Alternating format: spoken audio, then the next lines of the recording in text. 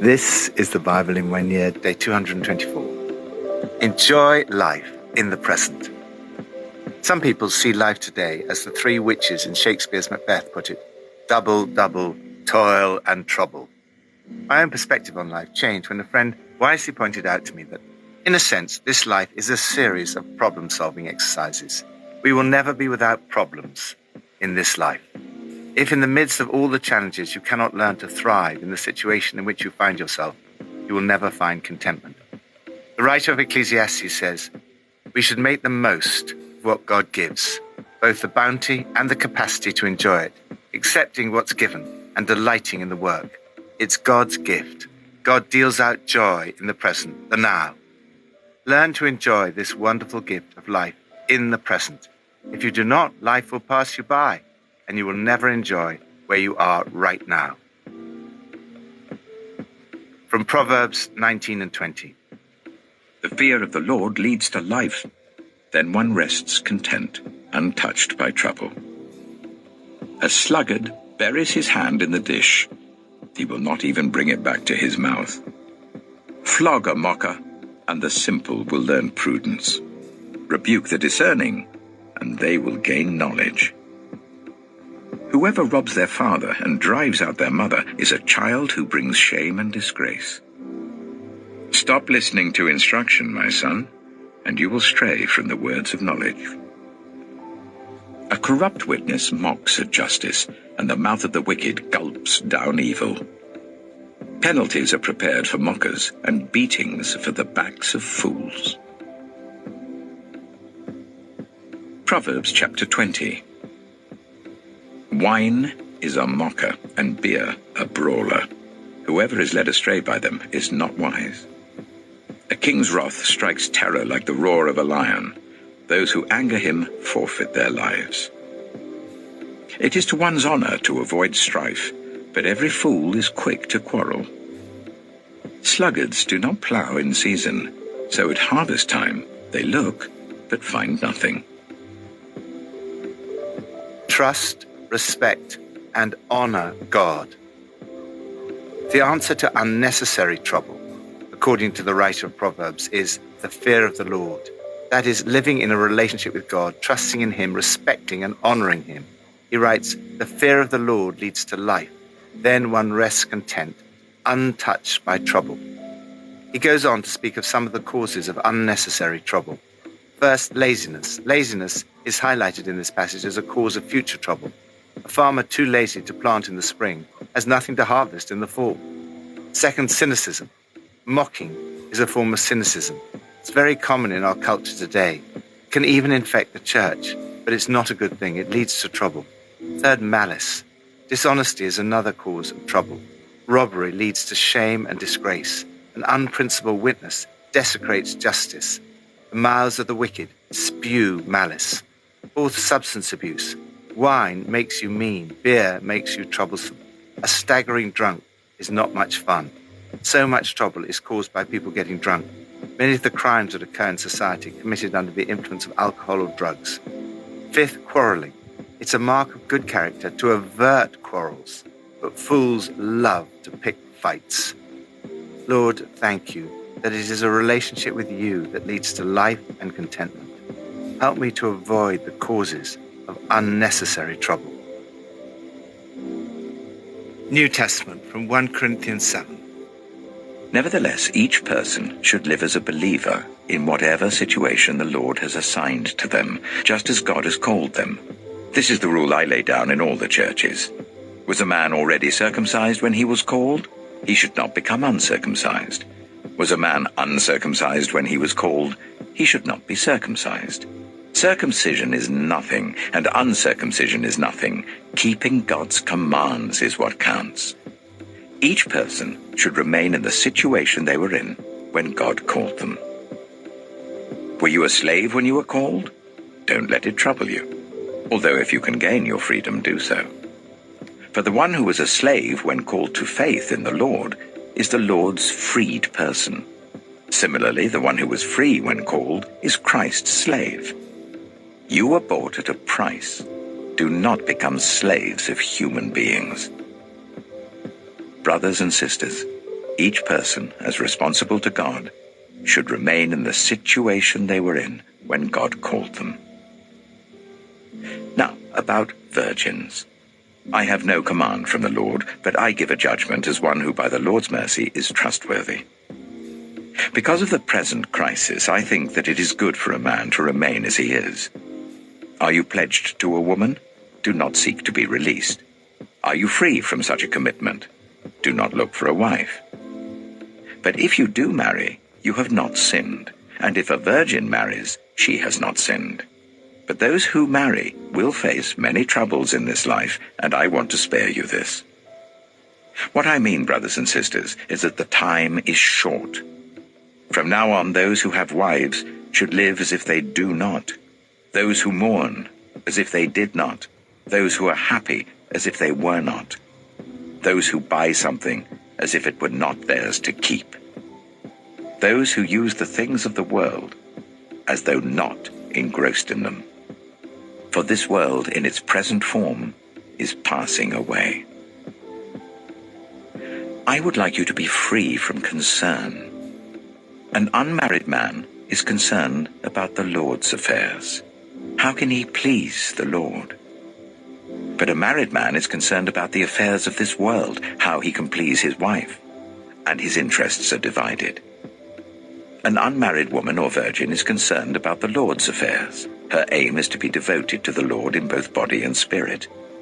But a married woman is concerned about the affairs of this world, how she can please her husband. I am saying this for your own good, not to restrict you, but that you may live in a right way in undivided devotion to the Lord. Be totally devoted to the Lord. One of the key issues these days is the anxiety and listlessness which comes from constant comparison and FOMO, fear of missing out. The answer to FOMO is found in the words with which Paul starts the passage for today. Don't be wishing you were someplace else or with someone else. Where you are right now is God's place for you. Paul gives the principle from which all his application flows. And new Christians should stay as they were when they were converted. He gives 3 examples: marriage, circumcision, and slavery. Historically, the first Christians were a small minority and in no position to abolish slavery. However, this has a wider application. Unless their occupation is illegal or immoral, those who become Christians should not simply leave their job without receiving a clear call into some new occupation. God calls you into things, not simply out of them. Paul wants to spare people the many troubles in this life. Don't complicate your lives unnecessarily. His overriding concern, as he looks at the questions of marriage and singleness, is undivided devotion to the Lord, the supreme aim of your life. Paul writes of the advantages of singleness. Of course, Jesus himself was single, and he spoke about the fact that for some, singleness is involuntary, whereas for others it is a choice for the sake of the kingdom. Involuntary singleness is a difficult and painful subject, but it's not what Jesus was speaking about in Matthew 19, nor is it what Paul is speaking about here. Paul is speaking about singleness for the sake of the kingdom. This can be either permanent or temporary. The disadvantages of singleness are obvious. Perhaps the 3 hardest things for single Christians can be: first, missing the companionship of marriage and the loneliness that can result; second, the lack of sexual fulfillment; third, not having children. However, the Apostle Paul here also gives 2 reasons why it can be an advantage.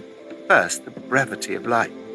He writes that there's no time to waste. Therefore, don't complicate your lives unnecessarily. Keep it simple in marriage, grief, joy, whatever. Even in ordinary things, your daily routines of shopping and so on. Deal as sparingly as possible with the things the world thrusts on you.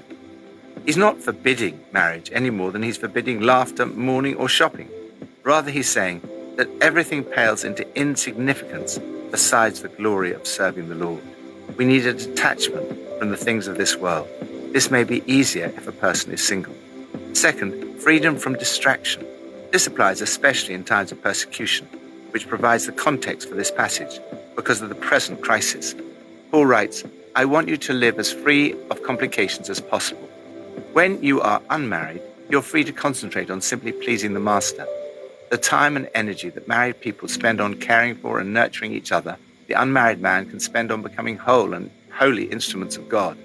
All I want for you is to be able to develop a way of life in which you can spend plenty of time together with the Master without a lot of distractions. We have a limited amount of time, energy, and money. There's no doubt that there are many demands in marriage. Paul calls for a positive view of singleness, whether permanent or temporary. He's saying it can be fulfilling and liberating as it was for Jesus. Elsewhere, he writes that marriage itself is only a picture of the relationship between Christ and the church. The reality is found in Christ. Both marriage and singleness are gifts. What really matters is undivided devotion to the Lord. We often assume that marriage is the best and most obvious way of life to follow. This passage reminds us not to overlook the benefits of singleness. Singleness is equally valid and can be very fruitful and fulfilling. Lord, help me to find life and contentment in whatever situation I find myself, leading a life to please the Lord. May I live in a right way, in undivided devotion to the Lord.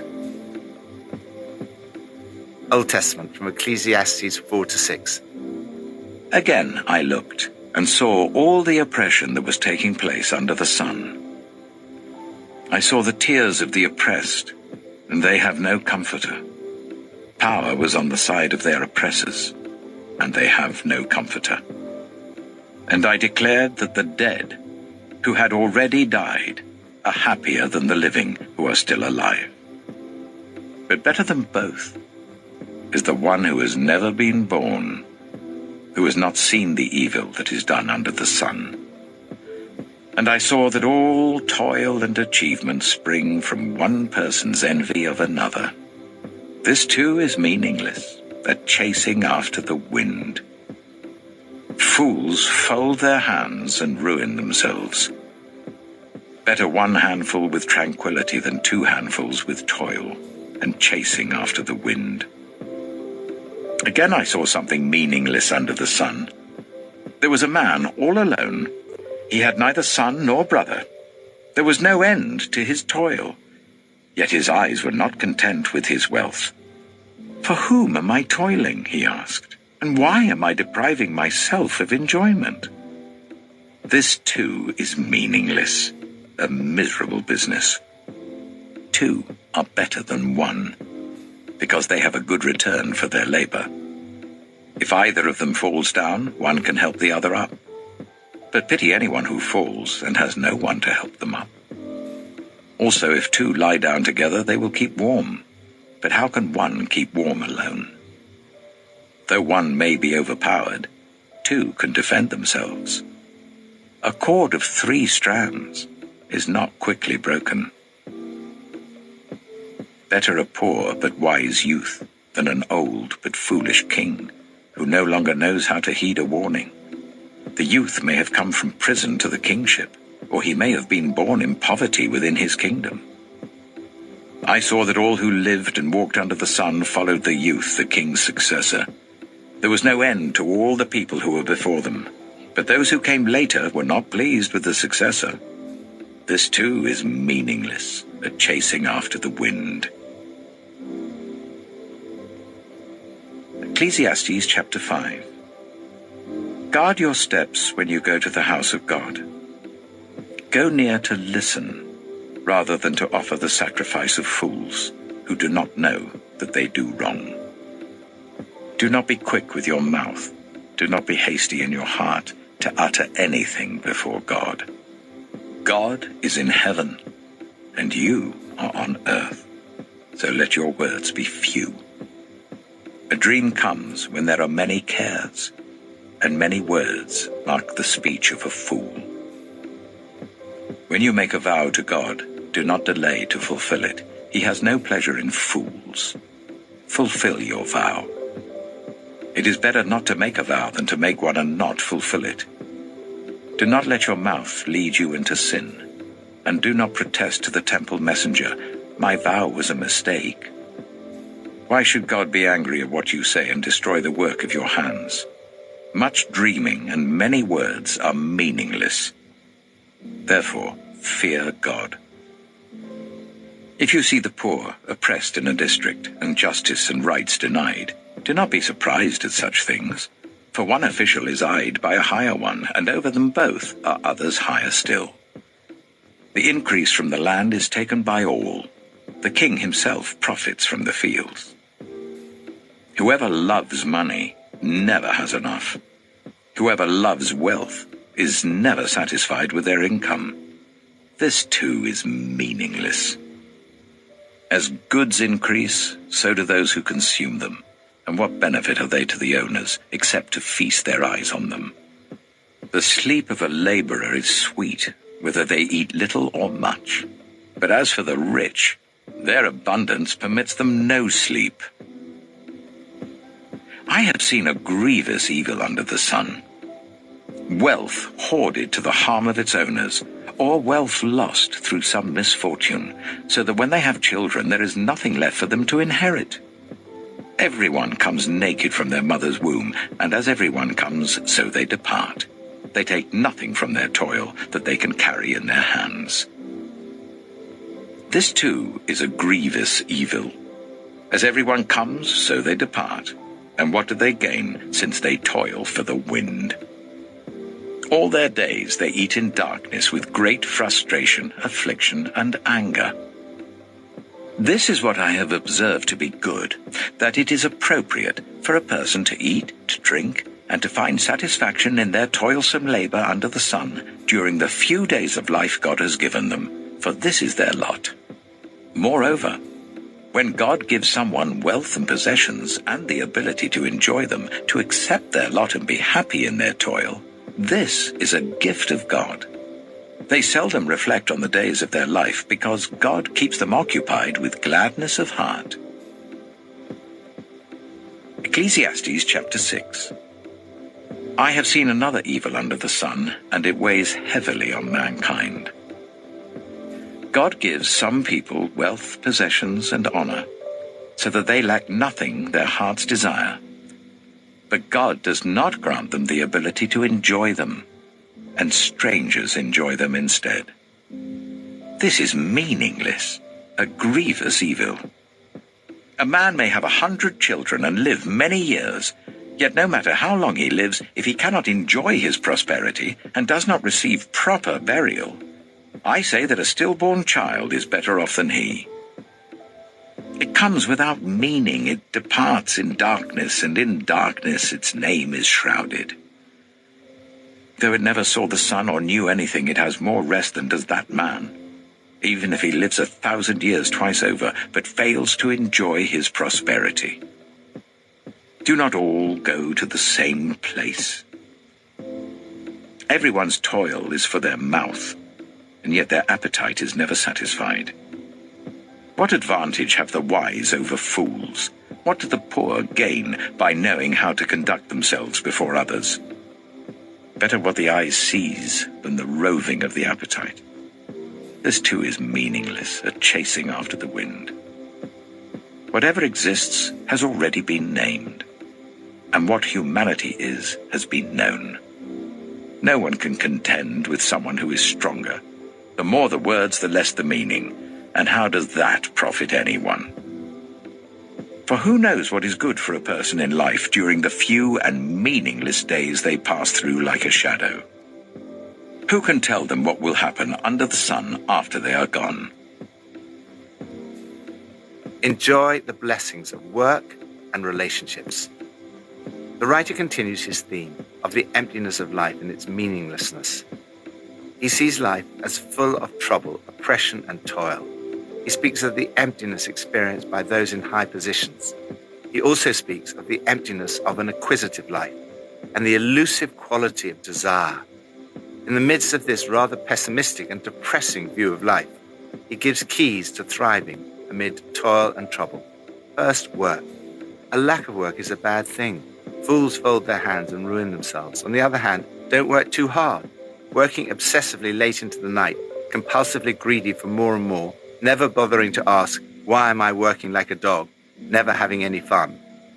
The optimum is moderate work. Better is one handful with tranquility than 2 handfuls with toil and chasing after the wind. It goes on to say, the sleep of laborers is sweet, whether they eat little or much. Second, relationships. He goes on to speak of the vital importance of relationships, marriage, friendship, and teams. First, there is synergy. It's better to have a partner than go it alone. Share the work, share the wealth. Working as a team can be more efficient. Second, there is the advantage of mutual support.